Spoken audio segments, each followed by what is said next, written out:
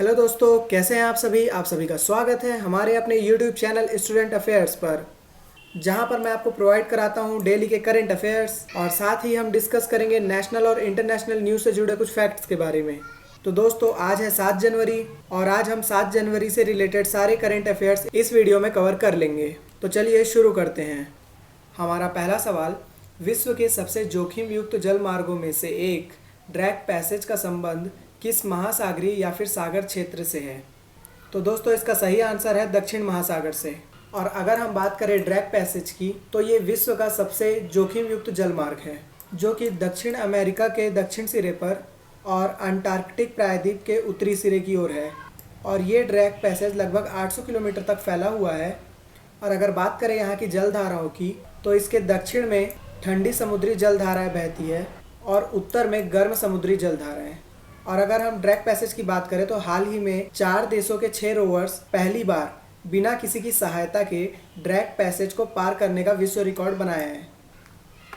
हमारा अगला सवाल, वह कौन सा राज्य सरकार है जिसके द्वारा शैक्षणिक संस्थानों में शिक्षा के लिए उपग्रह संचार तकनीकी यानी कि सैटकॉम का यूज़ स्टार्ट किया गया है? तो दोस्तों, इसका सही आंसर है राजस्थान। हाल ही में राजस्थान की सरकार के द्वारा सैटकॉम का यूज़ प्रारंभ किया गया है, जो कि एक सैटेलाइट कम्युनिकेशन टेक्नोलॉजी बेस्ड है और इसका यूज़ एजुकेशन की क्वालिटी को बेहतर बनाने के लिए किया गया है। और अगर मैं बात करूं मध्य प्रदेश की, तो मध्य प्रदेश के सीएम श्री शिवराज सिंह चौहान जी हैं और राजस्थान के सीएम अशोक गहलोत जी हैं, छत्तीसगढ़ के सीएम भूपेश बघेल और महाराष्ट्र के सीएम उद्धव ठाकरे हैं। और अगर मैं बात करूँ गवर्नर की, तो मध्य प्रदेश की गवर्नर आनंदीबेन पटेल है और राजस्थान के गवर्नर का नाम कलराज मिश्र है और महाराष्ट्र के गवर्नर का नाम भगत सिंह कोश्यारी जी है। हमारा अगला सवाल, केंद्रीय संचार मंत्रालय के द्वारा प्रारंभ केंद्रीय उपकरण पहचान रजिस्टर का मुख्यालय कहाँ है, यानी कि सेंट्रल इक्विपमेंट आइडेंटिटी रजिस्टर? तो दोस्तों, CEIR यानी कि सेंट्रल इक्विपमेंट आइडेंटिटी रजिस्टर का हेडक्वार्टर नई दिल्ली में है। और अगर आपको एग्ज़ाम में आता है कि यह सबसे पहले कहाँ लॉन्च किया गया, तो यह सबसे पहले 2019 के सितंबर में महाराष्ट्र की सरकार के द्वारा लॉन्च किया जाता है।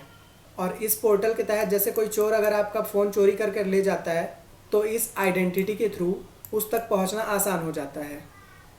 हमारा अगला सवाल, भारत की पहली समुद्री संचार सेवा यानी कि मैरीटाइम कम्युनिकेशन सर्विस का शुभारंभ कहाँ किया गया? तो दोस्तों, समुद्री संचार सेवा यानी कि मैरीटाइम कम्युनिकेशन सर्विस का शुभारंभ मुंबई में किया जाता है और इसका शुभारंभ नेल्को के द्वारा होता है, यानी कि national radio and electronics company. और इसके माध्यम से हाई क्वालिटी इंटरनेट प्रोवाइड की जा सकेगी, जिससे कि संचार सेवा में सहायता मिलेगी। हमारा अगला सवाल, सिंचंग बगुन कम्युनिटी रिजर्व मुख्यतः किस प्रजाति से संबंध रखता है? तो अगर हम बात करें सिंचन बगुन कम्युनिटी रिजर्व की, तो ये रिजर्व अरुणाचल प्रदेश में है, जो कि 17 किलोमीटर का रिजर्व सेंटर है और इसकी स्थापना 1972 को होती है। और इस केंद्र का मुख्य फोकस इस बिंदु पर होता है कि जो पक्षी प्रजाति धीरे धीरे लुप्त होते जा रहे हैं, उन्हें संरक्षण दे। इस प्रजाति की पक्षी सिर्फ यहीं पाई जाती है। तो दोस्तों, इसका सही आंसर है पक्षी। हमारा अगला सवाल, हाल ही में किसने नया संसद भवन और कॉमन सेंट्रल सेक्रेटरिएट बनाने के सेंट्रल विस्टा प्रोजेक्ट को मंजूरी दे दी है? तो दोस्तों, इसका सही आंसर है सुप्रीम कोर्ट ने। और अगर मैं बात करूं नए संसद भवन के प्रोजेक्ट की, तो ये मोदी सरकार का ड्रीम प्रोजेक्ट है और सुप्रीम कोर्ट ने इसे कई शर्तों के साथ मंजूरी दी है, जिसमें से शर्त नंबर 1 कि कंस्ट्रक्शन साइट्स पर स्मोक टावर लगाए जाएंगे और साथ ही साथ एंटी स्मोक गन का इस्तेमाल किया जाएगा और साथ ही साथ निर्माण कार्य को शुरू करने के पहले हेरिटेज कंजर्वेशन कमेटी की मंजूरी ले ली जाएगी।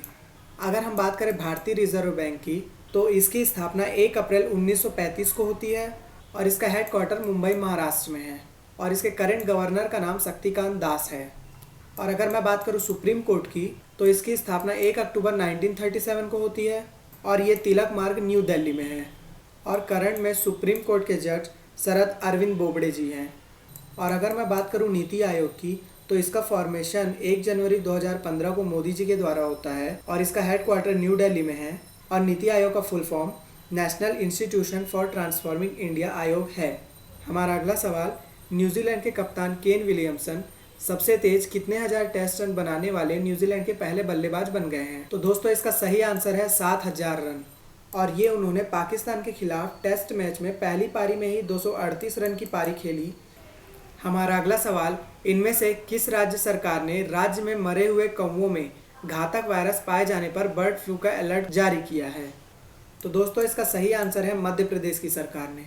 हाल ही में मध्य प्रदेश के इंदौर में 400 कौवों की जान जाती है, जिसके कारण यहाँ बर्ड फ्लू का हाई अलर्ट जारी कर दिया जाता है। और सेम यही केस पहले राजस्थान में देखा जा चुका है। और अगर मैं गवर्नर्स की बात करूँ तो गुजरात के गवर्नर श्री आचार्य देवव्रत जी हैं, और महाराष्ट्र के गवर्नर भगत सिंह कोश्यारी हैं, और केरल के गवर्नर आरिफ मोहम्मद खान हैं, और मध्य प्रदेश के गवर्नर श्रीमती आनंदीबेन पटेल हैं। हमारा अगला सवाल, प्रधानमंत्री नरेंद्र मोदी ने कितनी किलोमीटर लंबी कोच्चि मंगलुरु प्राकृतिक गैस पाइपलाइन का उद्घाटन किया है, जिसमें पाइप की लेंथ 450 किलोमीटर होती है और उसकी कैपेसिटी 12 MMSCMD यानी कि प्रतिदिन 12 million metric standard cubic metre.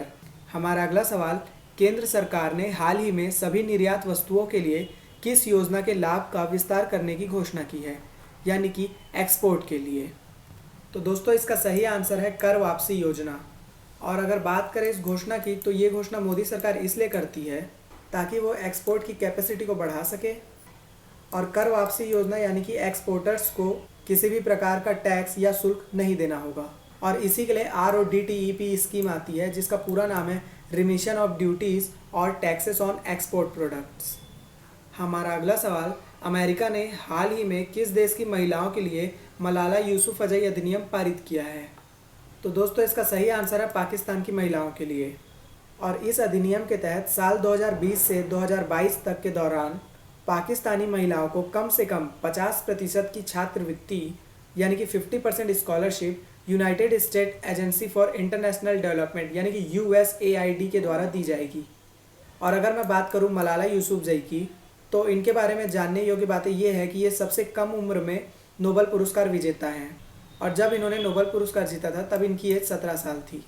और बात करूं अगर नोबेल प्राइज़ की, तो ये स्वीडिश के एक वैज्ञानिक एल्फ्रेड नोबेल की याद में सन 1901 से दिया जा रहा है।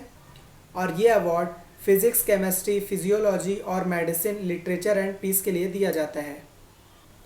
हमारा अगला सवाल, विश्व बैंक ने हाल ही में किस राज्य के जल मार्गों के सुधार के लिए $10.5 करोड़ की परियोजना पर हस्ताक्षर किए हैं?